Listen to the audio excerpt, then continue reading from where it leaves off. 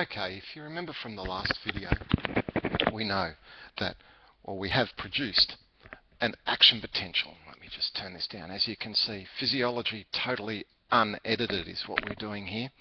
There we go. So we have our neuron. What we've done is we've produced a whole series of excitatory postsynaptic potentials which have led to the production of an action potential here at the axon hillock.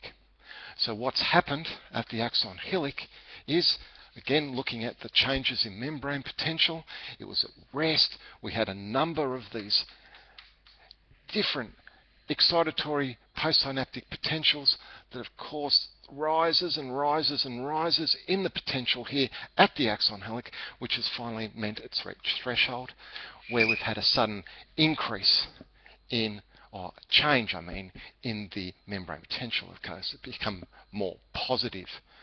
So what's going on here is that voltage-dependent sodium channels have opened, and when they've opened, sodium's gone rushing into the cell, making the or depolarizing the membrane, and we've got that there. We then know that eventually we get inactivation of these sodium channels and the opening up of potassium channels, which then allows the potassium to come rushing out of the cell, and hence the cell becomes, or the cell potential becomes more negative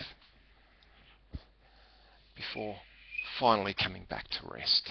Okay, we can talk about action potentials at another time. What I'm more interested about is how this action potential goes from here to do what we want the nerve to do, is because we've now stimulated the nerve and we want it to release information, and that information comes out in the form of neurotransmitters from our axon terminal.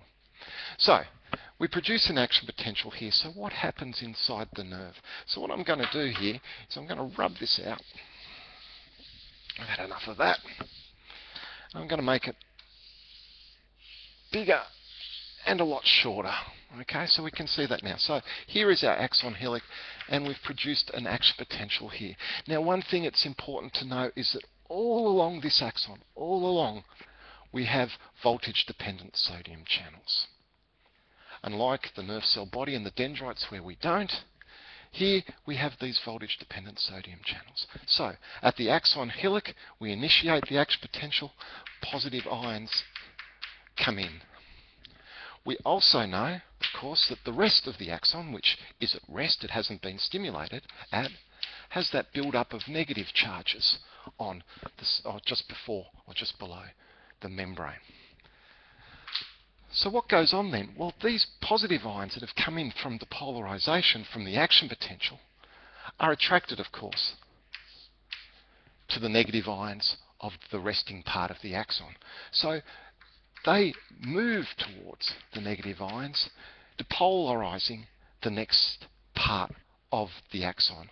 And so what happens if we look here, what happens to the membrane potential is the following, is that once the area adjacent to it depolarizes, that will slowly rise the membrane potential up, or the membrane potential will rise until here it reaches threshold, just there. And what happens is we get another action potential. Sodium ions come rushing in, more positive charge. That positive charge is then attracted to the negatives further along, which in turn will depolarize that area. And so now we'll see the same thing here.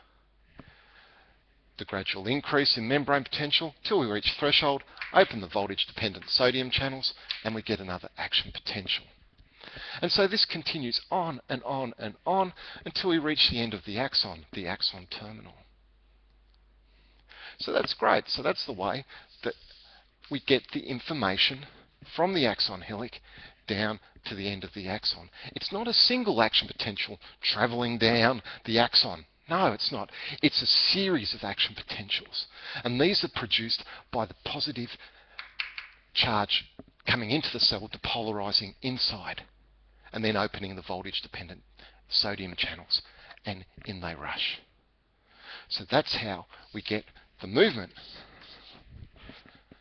down the axon. Thank you.